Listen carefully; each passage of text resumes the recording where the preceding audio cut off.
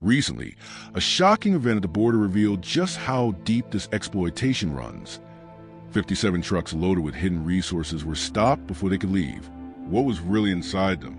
And why is the world suddenly pressuring Burkina Faso's leadership to give up control of its wealth, particularly gold, are believed to leave the country through unregulated routes, smuggled away in the dead of night, often under the watchful eyes of those who profit from silence?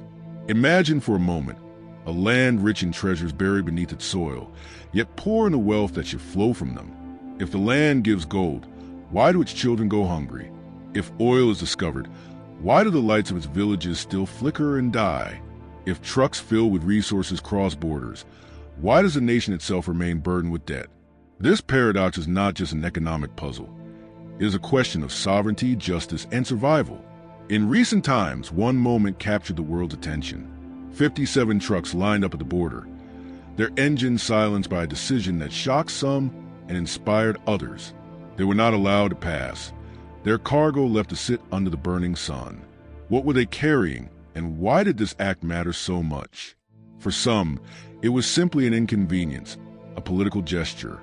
For others, it was a declaration of independence in a world that has too often treated Burkina Faso as a land to be stripped rather than respected. To understand the weight of this moment, we must step back and look at the deeper story it represents. For centuries, Africa has been a land of abundance coveted by outsiders. From the first colonial explorers who carved borders with no regard for people within them, to the multinational corporations of today who negotiate contracts that give everything and take even more, the pattern is painfully familiar. Burkina Faso is no exception. Though landlocked and often dismissed as peripheral, its soil holds gold that feeds global markets. Its potential for oil and other minerals draws attention from far beyond its borders. And yet, the story is the same. Resources leave, but prosperity does not arrive. The world demands access, control, and compliance. And when a leader resists, the pressure comes swift and strong. This is the reality of the challenge faced by Burkina Faso. Its people live with the knowledge that the wealth beneath their feet is both a blessing and a curse. It should provide schools, hospitals, jobs, and hope. Instead, it has often become the source of conflict, corruption, and foreign interference. The trucks at the border were not just vehicles. They were symbols. Symbols of a system where extraction is disguised as trade, where deals are written in languages far from the tongues of the people they affect, where the promise of partnership masks the reality of exploitation. And so when a decision was made to halt those trucks, it was not done lightly. It was a challenge, an assertion that the old ways could no longer be accepted as a natural order. But to understand the magnitude of this act, we must look at history. Burkina Faso has long been at the center of resource struggles. From the colonial era, when gold was taken by force, to the post-independence years when contracts signed under pressure continued the same cycle. Leaders who dared to speak against this were often silenced, sometimes permanently. The weight of this past hangs heavily over every decision made today. This is why the confrontation carried such symbolic force. When powerful nations insist that they have a right to dictate terms, to demand percentages of control over gold or oil, they speak not as partners, but as masters. And when a leader stands up and says no, that refusal becomes more than a political decision. It becomes an act of resistance against a long history of submission. In recent months, that act took on an even more dramatic shape when demands were made that Burkina Faso surrender 60% of its gold and oil. To many, this was simply outrageous. To others, it was familiar, another chapter in the same story. But for once, the answer was not a hesitant yes. It was a firm and unshakable no. The refusal sent shockwaves. Crowds gathered in the capital to celebrate, chanting that at last their leader had remembered them. Across Africa, observers wondered if this might be the beginning of something larger, a shift in how resource-rich nations deal with global powers. For the West, however, this defiance was not so easily tolerated. It was painted as reckless, as a move that would isolate the nation, damage its economy, and invite instability. But perhaps what angered them most was not the potential economic loss. It was the audacity of saying no at all. And then came the confrontation. When pressed again, the leader of Burkina Faso responded with words that now ring in the minds of his people. The gold of our land belongs first to our children, The oil of our soil must light our own homes before it fills the tanks of others. To some, these were fighting words. To others, they were words of truth long denied. The trucks at the border became the physical embodiment of this message. They sat there immobile because their cargo could not be taken without the consent of a nation that had finally drawn a line. But what exactly were those trucks carrying? Official statements left much to speculation, but whispers on the ground told stories of raw gold, unrefined, destined to be shipped out under the radar. Others claimed they carried oil reserves, strategically hidden in plain sight. Still others suggested they contained weapons or supplies linked to foreign interests, tools not a development but a control. Whether any of these were true almost did not matter. What mattered was a principle. No more unchecked passage, no more silent extraction. This is where the broader struggle becomes clear. The issue is not only about trucks or contracts. It is about a system in which African nations are told to stay poor so that others may stay rich. It is about the arrogance of dictating terms to sovereign states, as though their independence were a fiction, their governments mere caretakers of resources meant for someone else. Burkina Faso's resistance is thus more than national. It is continental. For every nation watching, the question is the same. If they can stand up, why can't we? Yet, standing up is never without consequence. Sanctions can cripple an economy. Destabilization can come from within, fueled by foreign money and influence. Leaders who resist often find themselves targets of coups or worse. The memory of those who came before, who dared to speak of independence and were silenced, hangs like a shadow over every bold move. Still, courage is not the absence of fear. It is a decision to act despite it. And so the story continues. 57 trucks remain a symbol of defiance, a turning point in the struggle between sovereignty and exploitation. The speech made in response to foreign pressure stands as a reminder that not every demand must be met with submission. The world watches, waiting to see whether this moment will be crushed by the weight of global power or whether it will spark a fire that spreads across the continent. Because in the end, this is not simply a story about Burkina Faso. It is a story about all nations caught in the grip of powerful interests, about the universal struggle to control one's destiny. And it is a story about the courage it takes to say no when everything around you insists you say yes. The trucks waiting at the border did not just carry cargo. They carried centuries of tension. Their silence, their unmoving wheels, became louder than the roar of their engines. People came to look at them, ordinary citizens staring at metal containers that represented something far larger than any single delivery. They whispered among themselves, asking whether inside lay the very wealth of their soil being taken away without consent. Some even touched the sides of the trucks, as though to feel the truth for themselves. But more important than what they carried was what they revealed. They exposed a system that had long hidden in plain sight, a system where resources left the country faster than hope could grow. To grasp the full picture, one must travel back in time. The soil of Burkina Faso has always been valuable to those who do not live upon it. In the colonial era, gold was ripped from the earth and shipped abroad, leaving little behind for the people who dug it out. When independence came, there was hope that the chains of foreign control would finally break.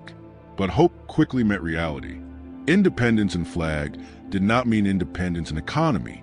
New contracts replaced old ones, and although the signatures were African, the benefits still flowed elsewhere. Loans, aid packages, and so-called development agreements often came tied with strings, each string pulling tighter until sovereignty was little more than performance. Generation after generation watched as the cycle continued. Leaders who resisted too strongly often met untimely ends. The message was clear: resist, and you will be punished. Comply, and you will be rewarded with temporary stability. And so the pattern persisted. Mines operated, trucks rolled, resources left, and the people remained waiting for the wealth that never arrived. Villages stood without electricity, while gold mines nearby lit up the nights for the benefit of companies far away. Farmers struggled to feed their families, while the soil beneath their feet enriched stock markets they would never see.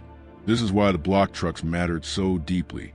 They were not just about gold or oil or any single resource. They were about saying enough. For once, a leader refused to look away, refused to sign another paper that sold away tomorrow for pennies today. The message was clear. What belongs to us must first serve us. And this defiance, rare and dangerous, struck at the heart of an unspoken rule that Africa must never say no. The reaction from powerful nations was predictable. Statements of concern were issued. Editorials painted the act as reckless. Warnings of economic collapse echoed across the airwaves. But among the people, the feeling was different. For the first time in a long time, they saw not weakness, but strength. They saw a refusal to bow. They saw a vision, however uncertain, of a future where the country's wealth might actually remain within its borders. And when word spread that foreign leaders had demanded 60% of the nation's resources, the anger turned to pride. Pride that their leader had said no. Pride that someone finally had the courage to remind the world that sovereignty is not for sale. This courage came to its most dramatic moment during an exchange that will be remembered for years. In front of cameras, in the presence of powerful figures, the demand was repeated. Surrender the resources, sign the agreement. Give away 60% of gold and oil.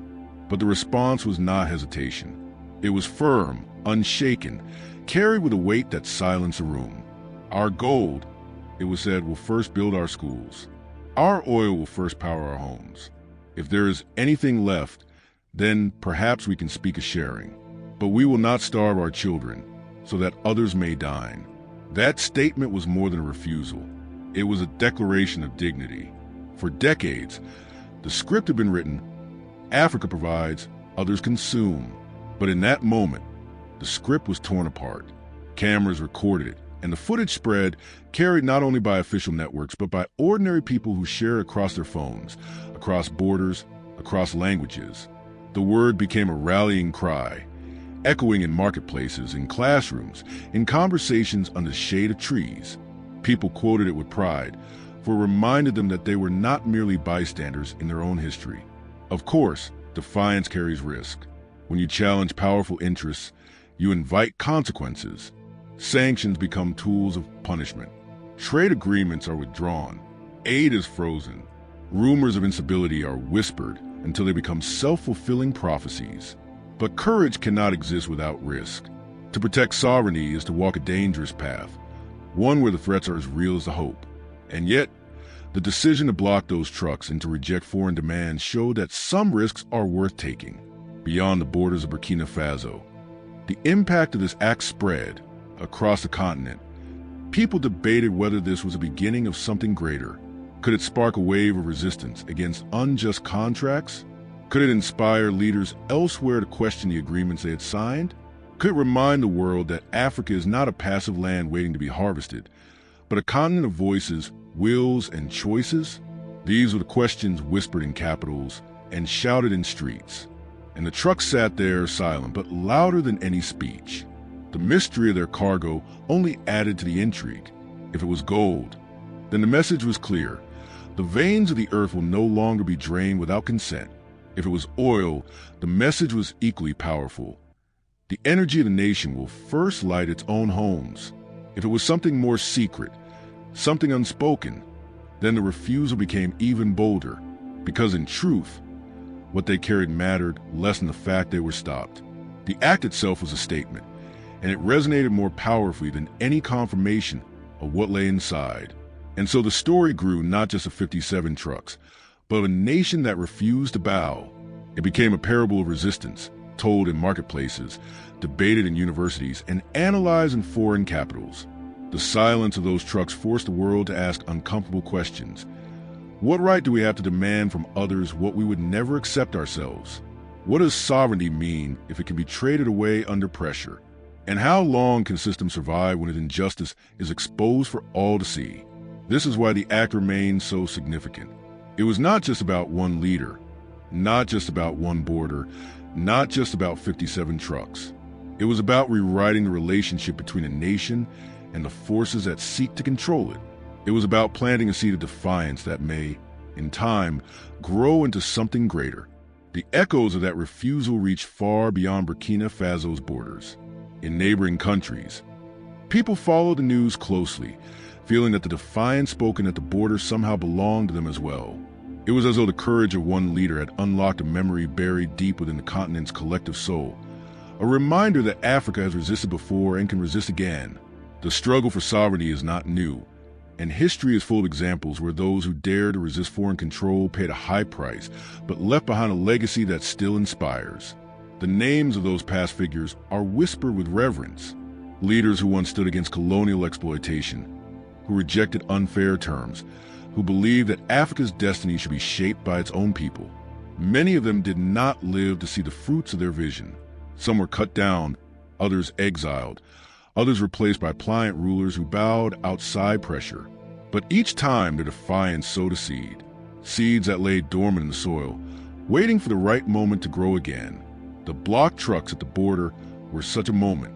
They reminded millions that resistance is not a fantasy. It is a choice, and it can be made in the present, not just remembered from the past. Yet the stakes today are even higher. In the past, the struggle was against colonial administrations. Today, the struggle is against networks of influence that are harder to see, but no less real. Corporations with balance sheets larger than entire nations, contracts written in foreign capitals but signed under duress, debts that accumulate interest faster than they can ever be repaid. In such a world, sovereignty is not lost in a single invasion.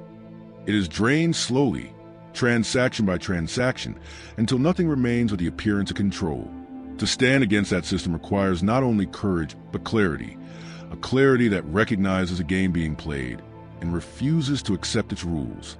When the refusal at the border became public knowledge, powerful governments were quick to respond. Some used words of condemnation, accusing the act of being reckless, irresponsible, and a threat to regional stability. Others moved quietly, applying pressure through diplomatic channels, seeking to isolate and intimidate. There were whispers of sanctions, threats of frozen accounts, rumors of destabilization plans. But alongside these responses came another, unexpected one: respect. Even among those who disagreed, there was a grudging recognition that such defiance required a rare kind of leadership. To say no when everyone expects you to say yes is to break a script that has been followed for decades. And once broken, that script can never be read in the same way again. The moment of confrontation with foreign leaders captured this reality with stunning clarity.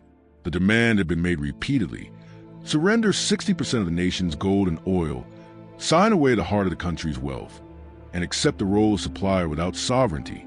It was not just a demand, it was a test. The expectation was that the leader would hesitate, would calculate the risks, would compromise. That is how the system had always worked. But this time, the answer came swift and firm. The words spoken were simple, but their weight was immense. Our resources will serve our people first. Not later, not someday, but first. The silence that followed was as telling as the words themselves. In that silence, the cameras caught the unease of powerful figures and used a hearing no. They shifted in their seats. They avoided eye contact. They whispered among themselves. For once, they were the ones forced to react, not dictate. And in that silence, millions watching across Africa felt something stir within them. They felt that sovereignty was not an illusion, not a dream, but a living reality that could be defended in the present moment. The speech that followed this confrontation became legendary. It was not just the words, but the conviction with which they were spoken. There was no wavering, no ambiguity, no hint of apology. The declaration was absolute. Burkina Faso's wealth will not be traded away under pressure. If schools must be built, they will be built with gold mined by Burkinabe hands. If hospitals must be supplied, they will be supplied with oil drawn from Burkinabe soil. If the nation must grow, it will grow from within, not by handing over its lifeblood to others. This was not arrogance. It was survival. For too long, the nation had given away its future in exchange for promises that never arrived.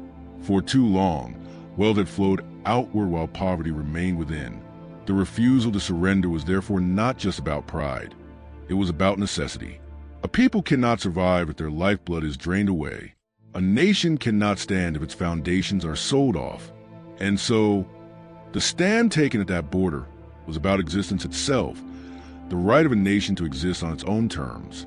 The global media reacted swiftly. Headlines framed the act in different lights. Some called it reckless nationalism. Others hailed it as a bold defense of sovereignty. In African cities, posters appeared with slogans inspired by the words spoken at the border. Songs were written, videos shared, speeches repeated. Social media carried the moment into every corner of the continent, turning 57 block trucks into a symbol of resistance. For many, it felt as though the continent had finally found its voice again, and that voice was saying no to exploitation. But the path ahead remained uncertain. Resistance carries consequences, and those consequences were already unfolding. Foreign investors began to withdraw. Warnings of economic instability spread, and opposition groups within the country were emboldened by the possibility of foreign support. Yet despite these pressures, the people's faith grew stronger. They understood that sacrifice was inevitable, but they also understood that dignity has a price. Better pay that price willingly than to continue surrendering without end. The border incident thus became more than a political decision. It became a moral stand. It became a question of identity, of what it means to be a sovereign nation in a world that often treats Africa as a supplier rather than a partner. And that moral stand resonated deeply because it touched something universal. Every nation, every people, understand the desire to control their own destiny. To see it denied so often in Africa, and then to see it defended so fiercely, struck a chord across the globe, in the streets of Ouagadougou and beyond. People began to talk not just of the block trucks, but of the future. Could this be the start of a new era where African nations negotiate on equal footing? Could this be the spark that reignites Pan-African unity, a unity based not just on words, but on action? Could it finally be the moment where Africa stops being defined by what is taken from it and starts being defined by what it chooses for itself? These questions gave the act at the border a meaning far larger than its immediate circumstances. And in the end, that may be its greatest power. The trucks themselves may one day move, the negotiations may shift, the pressures may intensify, but the memory of that refusal, the memory of saying no, will not fade. It will remain as a marker in history, a point where the script was interrupted and the future rewritten. The days and weeks after the incident revealed just how much had shifted. No longer was Burkina Faso treated as a passive player. Every international conversation now began with recognition that the country had drawn a line. That line could be challenged, it could be pressured, but it could not be ignored. And that is the difference between submission and sovereignty. Once a people have tasted the power of saying no, they cannot go back to silence. In villages across the countryside, people began to speak with a new kind of pride. Farmers who had long felt abandoned by politics felt that their harvests were finally being defended. Miners who worked in dangerous conditions believed that their labor might one day serve their families instead of disappearing across borders. Students studying late at night felt that their sacrifices might matter in a country determined to build its own future. The spirit of dignity spread like wildfire, burning brighter than any threat of sanctions or economic hardship. Foreign capital scrambled to adjust. Some doubled down on pressure, hoping to make an example of a nation that dared to resist. Others quietly opened back-channel discussions, recognizing that defiance could not simply be crushed. A few, surprisingly, even expressed curiosity about new forms of partnership, asking if cooperation on fairer terms might still be possible. And this is where the true opportunity lies. For once, the narrative is no longer one-sided. For once, it is not Africa chasing terms, but Africa setting them. But let's be clear, resistance is not a single act, nor is it a single speech. It is a process. It requires endurance. The trucks at the border were a beginning, not an ending. What follows is harder than the act itself. Building the institutions that can sustain sovereignty, investing in the people who must carry it forward, and guarding against the temptation to return to the old ways. Because history is full of moments of resistance that faltered, of brave declarations that faded under pressure. What will define this moment is not only the courage to resist, but the discipline to build. And building will demand sacrifices. It will mean short-term shortages, economic setbacks, and the constant threat of external interference. It will mean that leaders must remain transparent and accountable, for sovereignty is not merely about defying outsiders, but also about serving one's own people with honesty. It will mean that citizens must hold fast to the vision of dignity even when the path is difficult. This is a test of independence. Not a day of celebration, but years of struggle, years of choosing to endure rather than surrender. Still, the reward is beyond measure. Imagine a Burkina Faso where gold funds schools instead of lining foreign vaults. Imagine oil revenues building hospitals where children receive care without fear of neglect. Imagine roads built with local resources, jobs sustained by local industries, technology shared within the continent instead of imported at impossible cost. Imagine a generation of young Africans growing up believing that their futures are not predetermined by foreign capitals, but shaped by their own hands. This is not fantasy. It is a logical result of saying no and meaning it. The border incident has already become a symbol across Africa. In Dakar, in Lagos, in Nairobi, in Johannesburg, people debate its meaning. Some say it is reckless. Others say it is the spark they've been waiting for. Either way, it cannot be ignored. It has forced every African to ask a simple but profound question. What is the price of dignity, and are we willing to pay it? And once that question is asked, it cannot be unasked. It lingers in the air, demanding an answer from leaders and citizens alike. That is why this moment matters far beyond Burkina Faso. It matters for Africa as a whole, and indeed for the entire world. Because if one nation can defy the script and still stand, it proves that others can as well. It proves that sovereignty is not a relic of the past, but a living force ready to be defended. And it proves that history is not over, that the future of Africa will not simply be written in boardrooms abroad, but in the choices made on its own soil. In the end, the question is not whether Burkina Faso can survive the pressure. The question is whether the spirit of dignity awakened at that border can spread wide enough and deep enough to reshape an entire continent. For if it does, then 57 trucks will be remembered not for what they carried, but for what they represented. The moment Africa once again chose to carry itself. So let us leave with this thought. Sovereignty is not given. It is not granted. It is claimed, and once claimed, it must be guarded every single day. The leader who stood firm at the border showed what claiming sovereignty looks like. Now it is up to the people, and to all of us who watch and care, to guard it. The world will watch closely, some hoping for failure, others praying for success. But the future will not be written by the watchers. It will be written by those who dare to act. If you are watching this, ask yourself, what do you see in this story? Do you see recklessness, or do you see courage? Do you see danger, or do you see opportunity? And more importantly, what do you believe Africa deserves? To remain a supplier for others, or to finally become the master of its own destiny?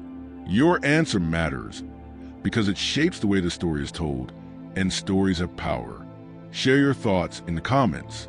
Engage with others. Debate, question, challenge. And if you want to go deeper into the struggles and triumphs shaping Africa today, explore the other videos on this channel. Because this story does not end at the border. It is only beginning. And together, we will follow it wherever it leads.